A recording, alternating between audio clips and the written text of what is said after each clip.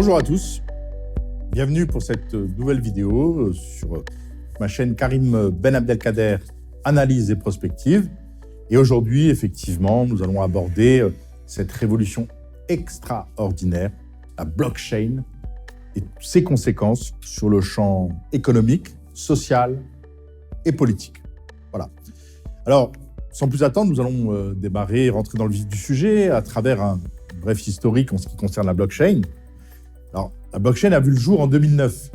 Pas par hasard, elle a vu exactement le jour au lendemain de la crise financière majeure des subprimes, qui a été une crise de confiance en ce qui concerne les établissements bancaires et bien sûr de la spéculation sans limite à travers les produits toxiques mis sur le marché au détriment du bien-être commun et des gens qui se sont fait littéralement escroquer. Alors, on a eu des propriétaires aux États-Unis endettés jusqu'au cou, des travailleurs honnêtes finir dans leur voiture. Voilà, donc le résultat de la spéculation à outrance, c'est du capitalisme sans valeur. Quand le capitalisme est dénué de toute valeur. Alors, c'est le blockchain et c'est à ce moment-là. Et il y a quelque chose de mystique dans sa genèse. Puisque la première blockchain, c'est celle du Bitcoin. Il faut comprendre que le Bitcoin, c'est à la fois une crypto, donc un actif que tout le monde devrait connaître au jour d'aujourd'hui, au moins en avoir entendu parler, au vu des records qu'il ne cesse de battre, puisque au moment où est tournée cette vidéo, un Bitcoin vaut à peu près 50 000 dollars. Donc à l'époque, en 2009, ce même actif Bitcoin valait quelques centimes. Vous imaginez, en l'espace de 12 ans, passer de quelques centimes à plus de 50 000, c'est lié au fait que c'est un actif qui a été édité à un nombre limité, donc 21 millions.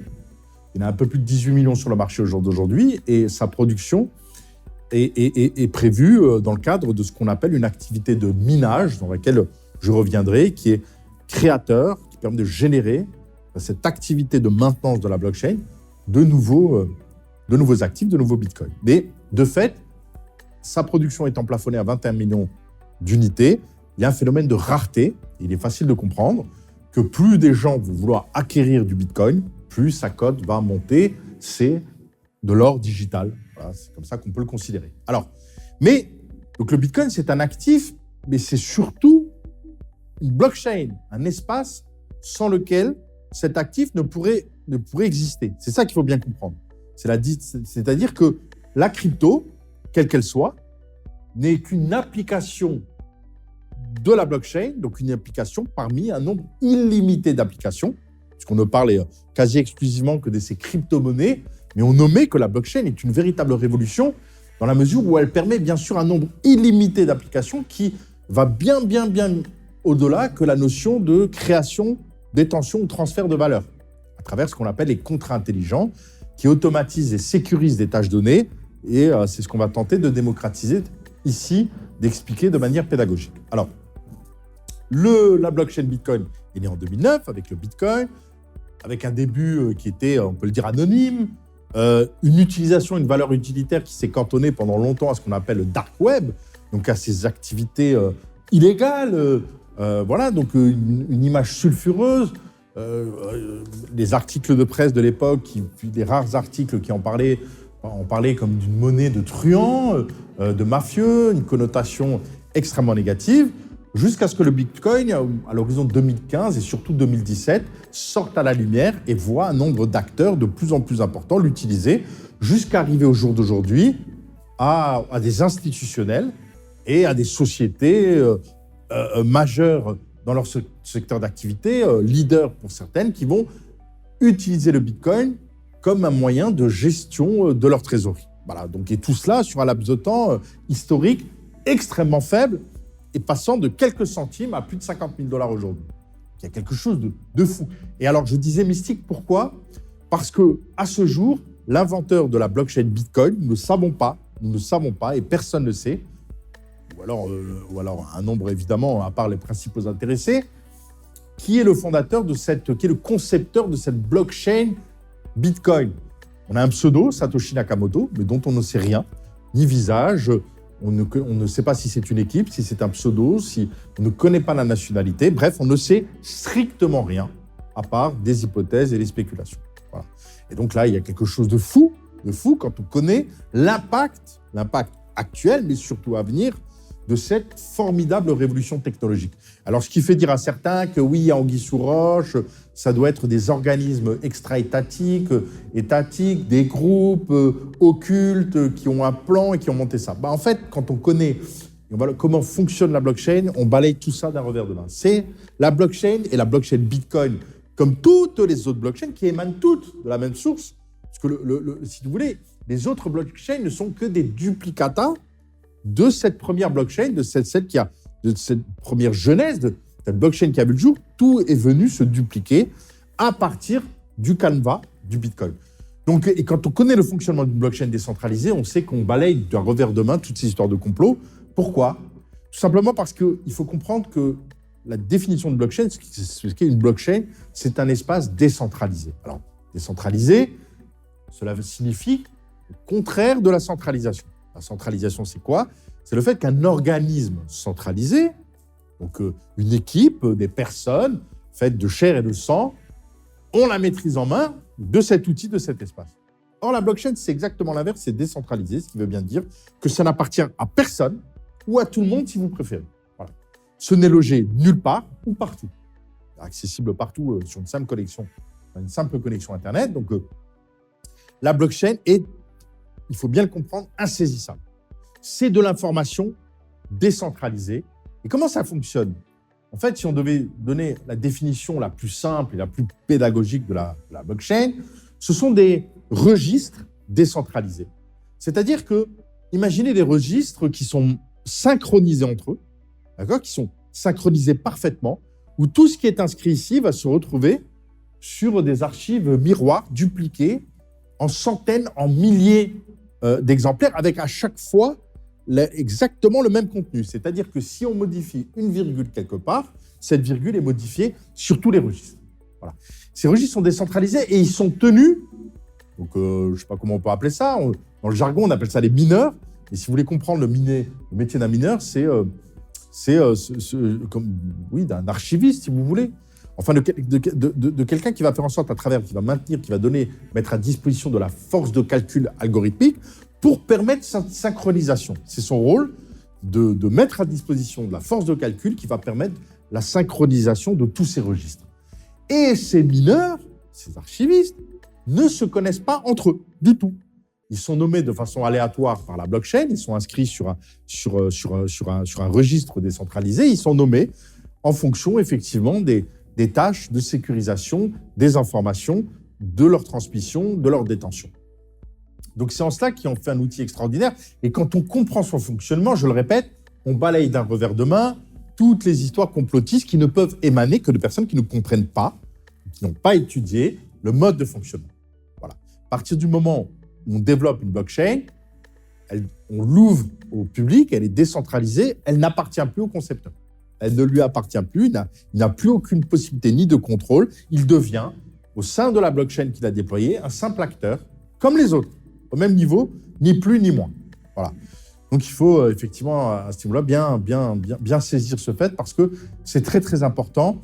Notez qu'une blockchain, c'est un espace décentralisé, voilà, donc qui n'appartient de fait à personne. Il n'y a pas d'autorité centralisée qui dirige cet espace. Alors, cet espace, on peut le qualifier comme le Web 3.0, c'est-à-dire le Web de la valeur. Si vous préférez, au jour d'aujourd'hui, vous utilisez le Web 2.0 tous les jours. Quand vous allez sur un moteur de recherche et vous tapez un mot-clé, vous recherchez de l'information. D'accord ? Le Web 2.0, c'est le Web de l'information. Comment rechercher de l'information, comment transférer de l'information entre des fichiers, les mails. Voilà, c'est ça le Web 2.0. Le Web 3.0, la blockchain, c'est le Web de la valeur, dans la mesure où elle va permettre de créer, de détenir et de transférer de la valeur en toute sécurité. Et quand je dis en toute sécurité, c'est bien le cas, c'est-à-dire qu'il n'y a aucune possibilité d'aller hacker de la valeur, si ce n'est bien sûr subtiliser les identifiants du portefeuille détenu sur une blockchain par un épargnant. Voilà. Mais si, en dehors du fait de mettre la main par des subterfuges, par la volonté du détenteur de mettre à disposition ces identifiants, il n'y a aucune possibilité de hacker la blockchain. Alors que le web, il est hacké tous les jours. Je rappelle que le système bancaire actuel est sur le web. Et il se fait hacker à travers les détournements de cartes bleues, des ponctions sur les virements, et les assurances viennent dédommager. Donc, la blockchain, en ce sens, est beaucoup plus sécurisée que le web et donc que les systèmes bancaires qui fonctionnent au jour d'aujourd'hui sur le web. Voilà. Donc, la définition de la blockchain, j'imagine que là, vous commencez à la percevoir et nous allons voir à partir de là quels sont les champs d'application et surtout les conséquences que cela va avoir sur le plan économique, sur le plan social et politique. Commençons tout de suite par les conséquences sur le champ économique. Et là, immédiatement, nous sommes obligés effectivement d'aborder la question du capital. D'accord ? Du capital, de la monnaie, de l'argent, et en apportant une précision importante, quand on parle d'actifs cotés, tels que le Bitcoin, l'Ethereum, voilà, toutes les cryptos, que ce soit des coins, que ce soit des tokens. Petite parenthèse, la différence entre un coin et un token. Un coin, c'est l'outil, donc la crypto de référence de la blockchain. Par exemple, sur Bitcoin, le coin de la blockchain Bitcoin, c'est le Bitcoin. Sur Ethereum, c'est l'Ethereum. Voilà, donc bien faire cette distinction. Un token, c'est un jeton qui est allé se développer sur une blockchain autre, qui n'a pas sa propre blockchain et qui a utilisé l'algorithme d'un blockchain pour créer un token, un jeton, et qui évolue sur une blockchain qui ne lui appartient pas. Il y a ce qu'on appelle, par exemple, sur la blockchain Ethereum, des tokens de la norme ERC20 qui sont plusieurs milliers et qui utilisent la blockchain Ethereum pour créer leur propre jeton. Voilà. Donc, fermons la parenthèse. Donc, à partir du moment où on parle d'actifs cotés, il est très difficile de comparer ça à de la monnaie. En fait, ce n'est pas de la monnaie. Parce que personne ne va avoir l'idée d'acheter sa baguette de pain en Bitcoin. Ça n'a pas de sens pour différentes raisons. Et même d'ailleurs, envoyer de l'argent à quelqu'un, envoyer un mandat à quelqu'un en Bitcoin, ça n'a pas de sens non plus, puisque c'est un actif qui est coté et qui peut prendre 15% dans la journée, voire plus, et évidemment, dans l'autre sens, perdre 15%. Donc, si je transfère une valeur 100 à quelqu'un et qu'il réceptionne 900, il ne va pas être content. Si à l'inverse, il réceptionne 1100, c'est sûr qu'il est heureux, mais ce n'est pas ce qui était prévu. Il devait, lui, réceptionner une valeur donnée. Donc, c'est en cela qu'on ne peut pas considérer ça comme de la monnaie, mais bien comme des actifs, au même titre que les actions, que les obligations, que d'autres actifs cotés. Ce qui peut être comparé à de la monnaie, c'est les stablecoins. Ce qu'on appelle un stablecoin, c'est un token ou un jeton qui est stable, qui est indexé sur une valeur stable. Par exemple, le dollar. On le voit avec le Tether, l'USDT, un USDT pour un dollar. Voilà, c'est une parité fixe. Et là, on est dans le domaine de la monnaie et on comprend la panique du régulateur vis-à-vis de ces stablecoins. Et c'est là où on comprend mieux le branle-bas de combat du législateur, du régulateur par rapport à l'idée de Facebook de créer son propre stablecoin, étant donné qu'il fédère plusieurs milliards d'utilisateurs, sans compter sur Facebook, mais sans compter WhatsApp. On voit bien, pourrait rentrer en concurrence directe avec les banques centrales et là, le holà, le branle-bas de combat qui est mis en place. Mais c'est très différent au jour d'aujourd'hui pour ces actifs cotés. On va dire que le régulateur s'est apaisé et il a à sa disposition toutes les batteries de lois, toutes les batteries effectivement de règles existantes déjà au jour d'aujourd'hui pour tout ce qui est des familles d'acteurs, tous ces actifs cotés. Il ne sera pas difficile pour lui de l'adapter, et c'est ce qui se passe déjà dans de nombreux pays, pour les actifs cotés. Voilà. Donc, en ce qui concerne cette révolution économique, pourquoi c'est une révolution économique ? Parce qu'il n'en reste pas moins que voilà un espace existant qui permet de créer de la valeur, de la détenir en toute sécurité et de la transférer sans intermédiaire de confiance. Et ça, et là, est la révolution. Parce que ça permet quoi finalement ? Ça permet de générer des écosystèmes dynamiques qui remettent totalement le capital, c'est-à-dire ce qu'on appelle la valeur, à sa place. La valeur, la monnaie, son rôle, c'est d'être un outil de mesure permettant d'échanger des biens et des services entre eux. Voilà, parce que si on veut échanger une carotte contre une pomme de terre, c'est plutôt compliqué. Le troc est quelque chose de fastidieux et qui bloque les échanges. Alors que la valeur, l'unité de valeur qui permet de mesurer, règle cette chose de façon immédiate. Et c'est en cela qu'avoir de la valeur décentralisée, ça va bouleverser le champ économique. Pourquoi ? Parce que nous vivons au jour d'aujourd'hui dans une dérive du capitalisme qui a évolué vers la financiarisation de l'économie. Alors, qu'est-ce qu'on appelle l'économie financière et la financiarisation de l'économie ? C'est que le rôle du capital s'est complètement déconnecté à son objet premier, le capital étant, encore une fois, une unité de mesure qui a vocation à favoriser l'investissement et à venir s'associer au facteur travail. Autrement dit, le détenteur de capital s'associe au prolétaire, à celui qui n'a que sa force de travail pour vivre. Les deux s'associent pour créer de la valeur ajoutée, et cette valeur ajoutée est censée être ensuite partagée sur la base d'un contrat social. Or, c'est ce que Karl Marx a bien théorisé dans le cadre de la lutte des classes, c'est-à-dire qu'il y a un intérêt antinomique à la base entre le détenteur du capital et le travailleur, qui ont des intérêts divergents et qui doivent forcément négocier le partage de la valeur ajoutée. Or, cette lutte des classes a été gagnée haut la main par le capital, qui s'est complètement déconnecté de la production, donc du travail, pour créer sa propre sphère financière, où l'argent va générer de l'argent à partir de l'argent, à travers le processus de la spéculation et de l'usure. Alors, une distinction immédiate, parce que souvent, effectivement, les termes sont galvaudés, entre spéculation et investissement. Lorsque vous achetez un actif coté, quel qu'il soit, prenons le cas d'une action. Vous achetez une action qui est donc une fraction de la part sociale d'une entreprise donnée, vous l'achetez 10 et vous la revendez quelques mois ou quelques années plus tard à 50. Vous faites donc un bénéfice, une plus-value de 40. Est-ce que dans ce cas-là, on parle de spéculation ? Pas du tout, on parle d'investissement. Pourquoi ?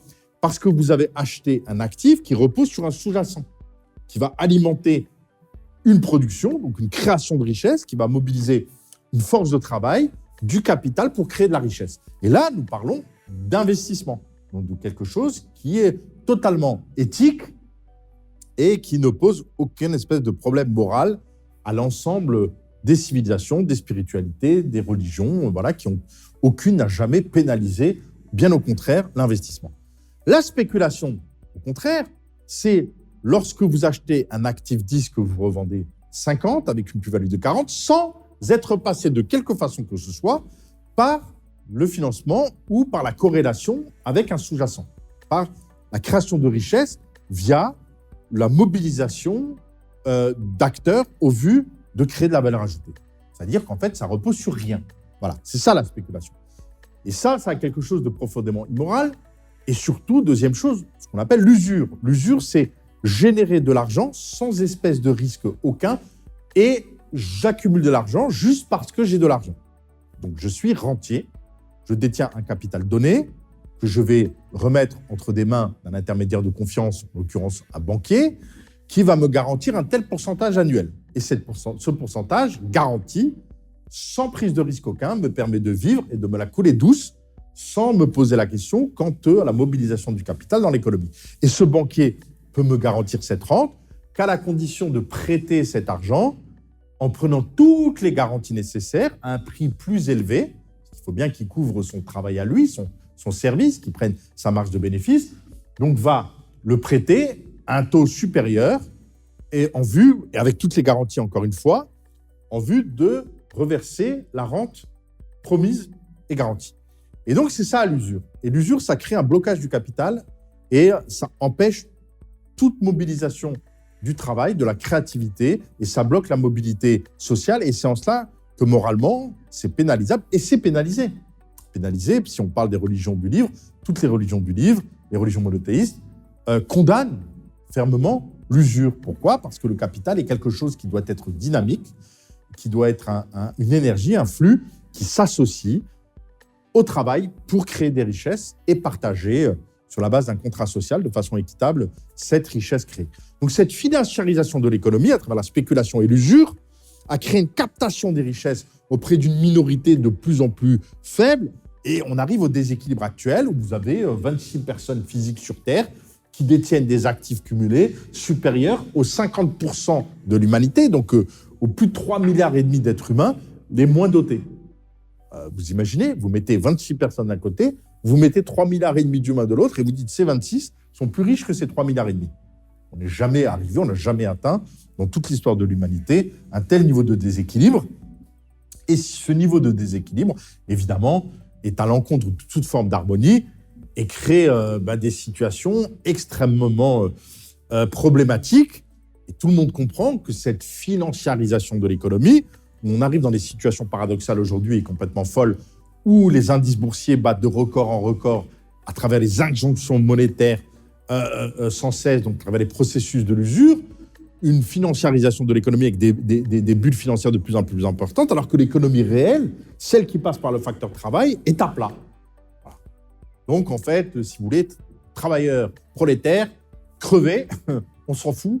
Et si demain vous protestez, on vous tire dans la face. Voilà. Donc, puisque, effectivement, on n'a plus besoin de cette masse de travailleurs mobilisés, ça n'a strictement plus d'importance.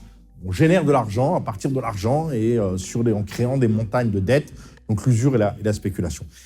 Et c'est en cela où la blockchain arrive et elle permet aux acteurs, quel que soit leur niveau, de venir s'insérer dans un écosystème économique et de jouer son rôle. Alors, son rôle de quoi ? Soit d'amener de la valeur, donc le porteur du capital, sa créativité, donc sa force de travail, pour générer de la valeur ajoutée. Tout ça,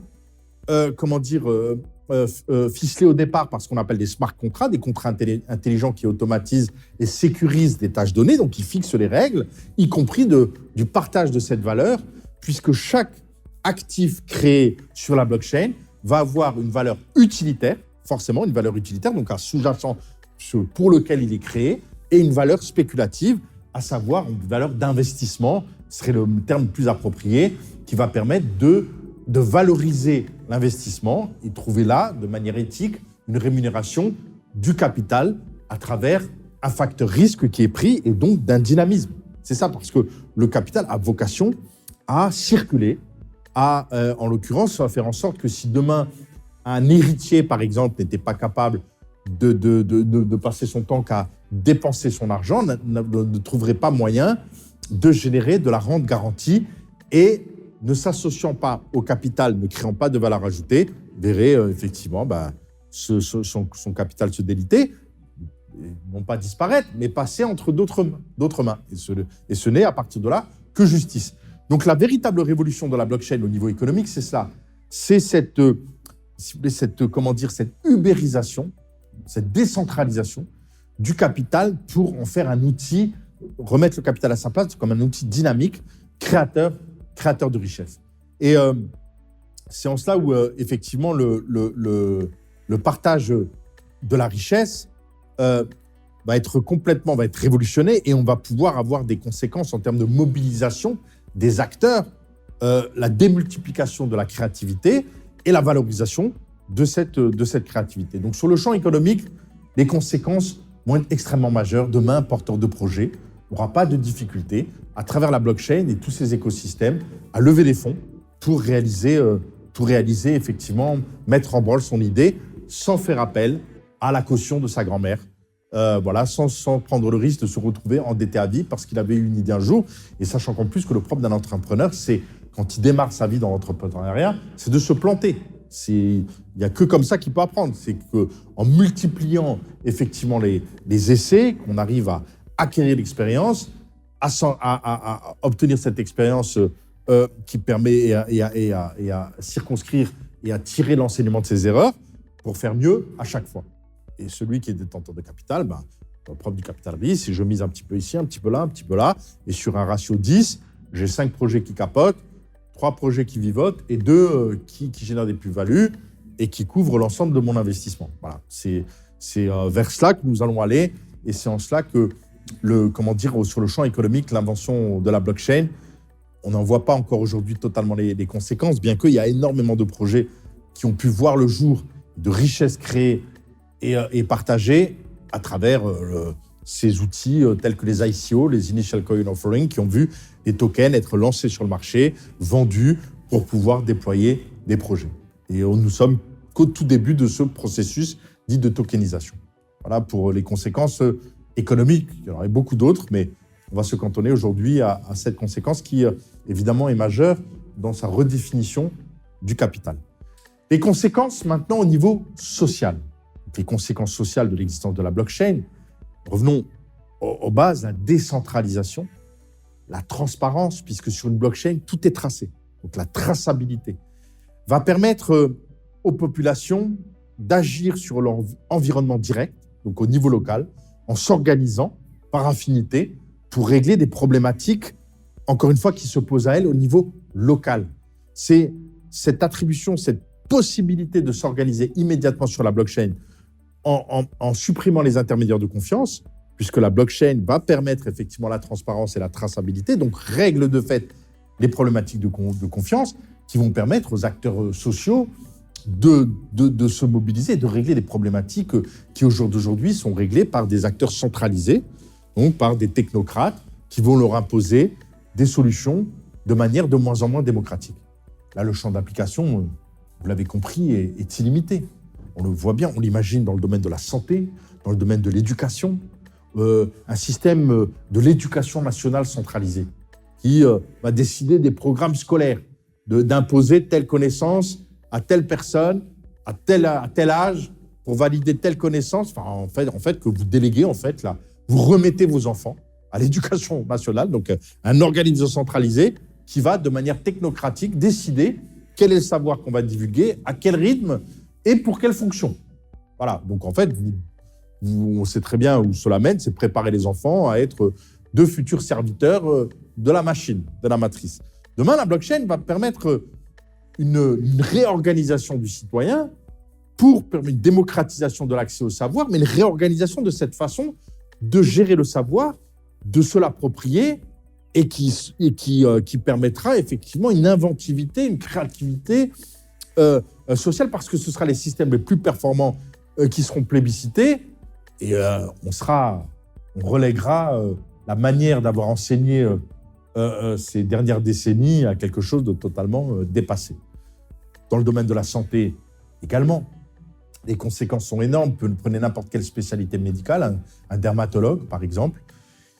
Imaginez que la blockchain va permettre aux dermatologues de faire un diagnostic sur une donnée, sur un problème de peau, et pouvoir comparer sur une base de données, grâce à de la traitement data de manière transparente et traçable sur la blockchain, avec l'ensemble des dermatologues dans le monde. Et bien sûr, la thérapie appliquée pour cette pathologie et quels sont les résultats derrière. Donc, et le dermatologue va avoir accès à cette information immédiate, de manière transparente et décentralisée, et pouvoir la réutiliser. Donc, c'est une démultiplication, là, de l'expérience de tout un chacun, de cette chaîne d'expérience qui est inscrite, qui ne peut pas être falsifiée. On est complètement à l'inverse, par exemple, des essais cliniques qui sont centralisés et de ces conflits d'intérêts entre Big Pharma, le laboratoire pharmaceutique, qui va mandater cet essai clinique, qui va en tirer les conséquences, qui va mesurer lui-même. Voilà, ce conflit d'intérêts permanent, la blockchain va balayer tout cela. Voilà pour donner quelques axes de réflexion. Donc au niveau éducatif, au niveau de la santé, on pourrait parler de la fiscalité. Enfin, les champs d'application sont quasi illimités. Et ça va avoir comme conséquence la possibilité pour les personnes de reprendre leur destin en main et de s'organiser, je le répète, de façon locale pour des conséquences immédiates sur la vie de chacun. Extraordinaire. Je finirai par exemple par l'alimentation.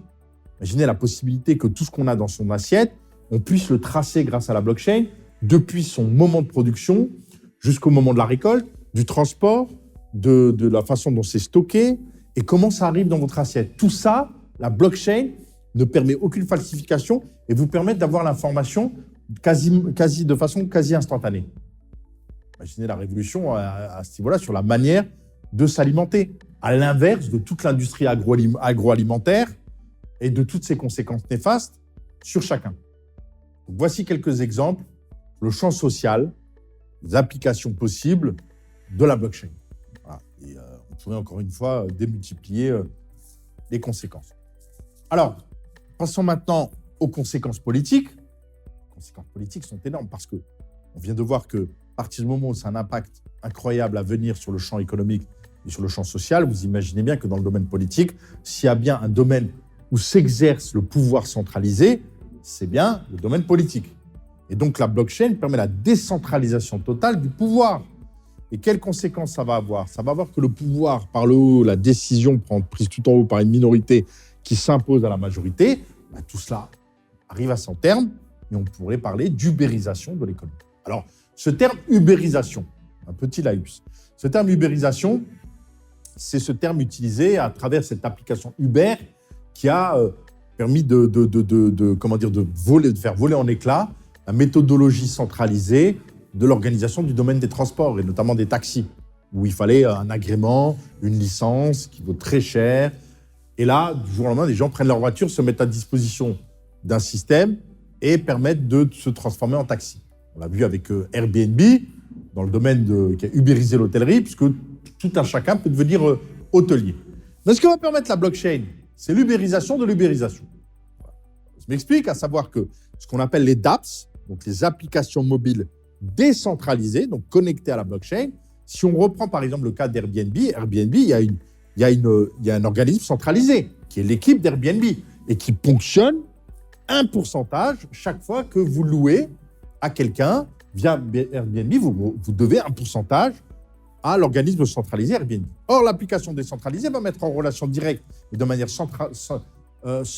transparente et décentralisée le consommateur et le prestataire et le fournisseur de services, sans ponctionner, sans que quelqu'un ponctionne au milieu ou quoi que ce soit, ou puisse décider du jour au lendemain d'augmenter les prix ou de changer les règles. Voilà, c'est la communauté existante qui décidera, qui votera, qui proposera, qui améliorera le service, mais sans pouvoir centraliser. Donc, imaginez cela au niveau politique. Ça a des conséquences majeures. C'est la fin du politique centralisé. Et ça va avoir des conséquences, mais énormes, et qui sont déjà en gestation au jour d'aujourd'hui, et qui vont trouver bien sûr des réponses favorables. Pourquoi ? Parce que si on voit le champ politique occidental au jour d'aujourd'hui, et européen notamment, on est tous frappés par le niveau d'abstention qui va de record en record. Si on prend un pays comme la France aujourd'hui, de très loin, le premier parti, c'est le parti des abstentionnistes. C'est-à-dire que les gens, dans leur intime conviction, dans leur profond dans leur ressenti, voient bien que le système des partis politiques, des professionnels de la politique pour aller capter un pouvoir et imposer à travers le pouvoir législatif les règles au plus grand nombre, que ce système, dans l'histoire de l'humanité, arrive à sa fin. Les conséquences de cela, c'est qu'on va revenir à des modes de gestion beaucoup plus locales, transparentes et pour le coup réellement démocratiques. Et ça, c'est une révolution énorme. Alors, quelle va être la conséquence sur un pays comme la France, par exemple ? Avec la France, si on regarde son histoire en dehors du prisme officiel, éducatif, si on veut bien sortir de tous les mythes construits de Clovis à Charlemagne en passant par Jeanne d'Arc, et qu'on revient, on prend du recul et qu'on voit tout cela et qu'on déconstruit tout cela sous un angle beaucoup plus objectif, la France, finalement, c'est quoi ? C'est des strates de peuples très différents entre eux, qui n'ont quasiment rien en commun à l'origine. Des Bretons, des Ch'tis, des Alsaciens, des Basques, des Provençaux, et qu'on a obligé à vivre à travers le même canevas et le moule, à travers un processus de violence exacerbée mené par le pouvoir central dans le bassin parisien, qui a imposé à tous une norme et a écrasé, y compris les particularismes linguistiques, par exemple, ce qui faisait la richesse de ces peuples, étaient laminés pour les en faire un individu lambda, et qui a construit un pays qui, de fait, est dans cette construction traumatique, un gros problème avec son rapport à l'altérité, à la différence. C'est normal, puisqu'il s'est construit sur un moule violent où tu rentres dans le moule, on t'écrase. Voilà. Alors, la blockchain, cette révolution qui arrive et qui va permettre aux Bretons au niveau local, à l'Alsacien au niveau local, aux Basques, aux Corses, par rapport à ses spécificités culturelles, de chercher des solutions qui lui sont le plus appropriées au niveau local, je vous laisse imaginer les conséquences. Bon, donc voilà pour ce qui est de cette perspective de l'ubérisation du politique, et notamment, on peut tenter une extrapolation, c'est du politique qui repose sur quelque chose de finalement d'idéologie très récente. La République, alors je sais bien qu'on a construit ce pont avec l'Antiquité, la République grecque, alors qu'on sait très bien que la République issue de 1789 a très peu à voir avec l'Agora et la République grecque, mais cette notion de République au sens révolutionnaire français, c'est très récent. C'est extrêmement récent. Avec les États-Unis, la naissance des États-Unis, c'est très récent. Et ces pouvoirs politiques finalement récents qui n'ont pas d'essence profonde dans des histoires plurimillénaires, je ne leur donne pas effectivement grand avenir dans l'évolution de la blockchain. Alors ça m'amène à penser à, évidemment, puisque cette vidéo est faite depuis l'Afrique, depuis Marrakech au Maroc, aux conséquences pour l'Afrique, aux conséquences énormes pour l'Afrique en termes de cette révolution blockchain. Et commençons par la fin, là, pour le coup, sur les conséquences politiques. Ce que ça va provoquer en Afrique, c'est le retour des façons de gérer la cité, des pouvoirs dits traditionnels. C'est-à-dire, en fait, que ce qui était avant vu comme dépassé, comme ringard, va se retrouver complètement à jour et en phase, puisque profondément inscrit dans l'ADN des peuples. Et c'est vraiment cela, s'il y a un pari à prendre, que l'on va vivre, à savoir que tous les systèmes importés, imposés de l'extérieur, vont voler en éclats. Et d'ailleurs, on voit bien en Afrique, c'est que ces pouvoirs centralisés basés sur des systèmes politiques importés ne fonctionnent pas. On montrait toutes leurs limites dans le cadre des politiques de développement post-indépendance, parce qu'on a imposé à des gens des systèmes qui leur ne convenaient pas du tout. L'économie de marché, au sens démocratie de parti, capitalisme financier, capitalisme libéral, ne fonctionne pas sur le champ africain, ou très mal. Et qu'on va partir de cette manière traditionnelle de fonctionner. Et je vais être là très concret. Si on prend le cas, par exemple, du Maroc. Comment fonctionnait le Maroc pendant des millénaires? C'est à travers un système d'allégeance au sultan, le sultan étant effectivement le garant de la sécurité du territoire, de la pérennité de ce territoire, sur lequel une partie des impôts revenait au pouvoir central pour assurer les pouvoirs régaliens, notamment lever des armées, le cas échéant, pour défendre les territoires. Mais en dehors de ce système d'allégeance, toute la gestion locale, l'éducation, la santé, était dévolue aux autorités et aux populations locales à travers des systèmes dits de fondation, les waqf, comme ça qu'on appelait au Maghreb, les waqf, les fondations, où des personnes allaient abonder ces fondations à travers des dotations en héritage et autres, et ces fondations allaient construire et pérenniser un fonctionnement d'un hôpital, d'une université, voilà, et tout ça était de la prise en charge sociale également. Tout ça était géré au niveau local à travers les systèmes dits de waqf, de fondation. Et c'est à ça qu'on va revenir. On va revenir à la blockchain, mais de manière numérique, on est bien d'accord, en vivant dans notre siècle, à travers la blockchain, permettre aux acteurs locaux de s'organiser de manière transparente, efficace pour régler les problèmes au niveau local. Et évidemment, en Afrique, nos ancêtres n'ont jamais eu cette absurdité majeure, étant donné la géographie du continent africain, de tracer des frontières, par exemple, dans le désert. Si vous prenez la bande sahélienne, qui est une zone désertique plus grande que l'Europe de l'Ouest, allez tracer des frontières dans le sable. Vous voyez bien qu'en Europe, les frontières se sont construites par rapport à des fleuves, par rapport à des chaînes de montagnes, par rapport à des mers. Voilà, des accidents géographiques qui marquent une séparation. Mais tracer une ligne dans des dunes, même physiquement, vous ne pouvez pas. C'est idiot, c'est débile.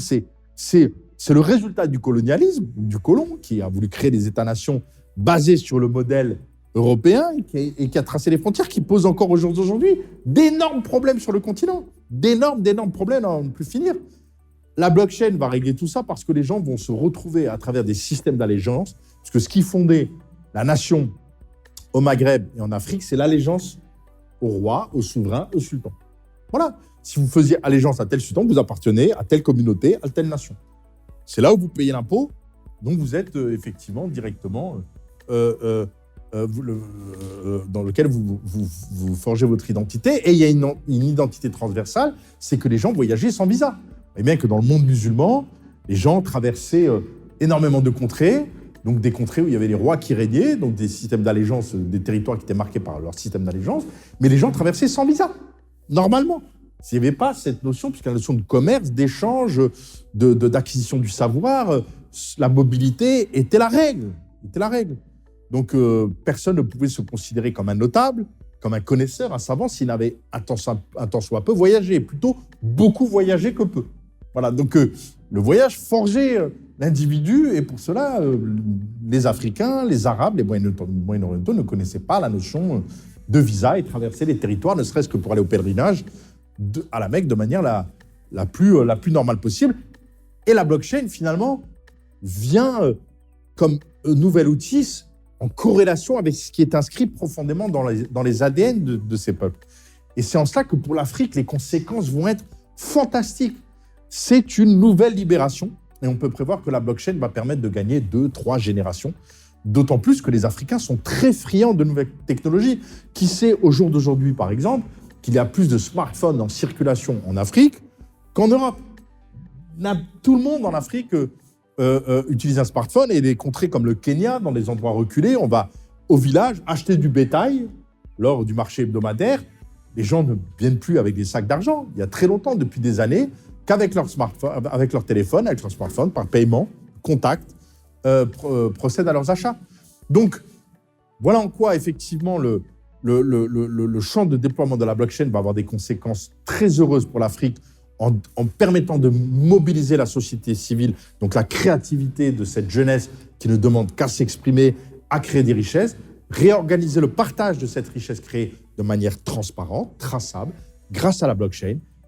Parce qu'en Afrique, si on supprime l'informel, qui est un véritable fléau, des pans entiers de l'économie, 30, 40, 50%, 70% dans certains pays, voire plus, qui échappent totalement à lever de l'impôt, et tout ce que ça peut avoir en termes de politique sécuritaire, de tout dépend de l'économie qui échappe totalement à tout contrôle.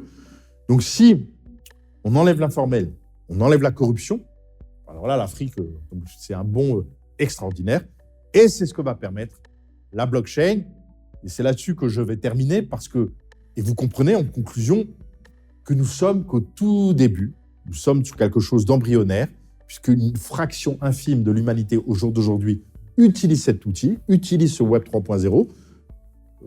Le moins qu'on puisse dire, c'est qu'aujourd'hui, les médias aux ordres ont tout fait pour très peu relayer, n'ont pas joué leur rôle de diffusion de l'information, mais que nous sommes dans un monde interconnecté où l'information circule, en dehors d'ailleurs des circuits officiels si nécessaire, et que cette révolution est irréversible. Irréversible pour les raisons que je viens d'expliquer dans cette vidéo, et qu'elle aura un impact majeur partout, et particulièrement sur le continent africain. Et c'est une très bonne nouvelle, vous l'imaginez bien, pour l'humanité. Voilà, donc très optimiste quand, malgré la situation actuelle difficile que tout le monde vit, nous allons vivre, là, dans les prochains mois, les prochaines années, quelque chose qui va bouleverser la donne et qui va s'inscrire profondément dans les décennies à venir pour l'ensemble de l'humanité.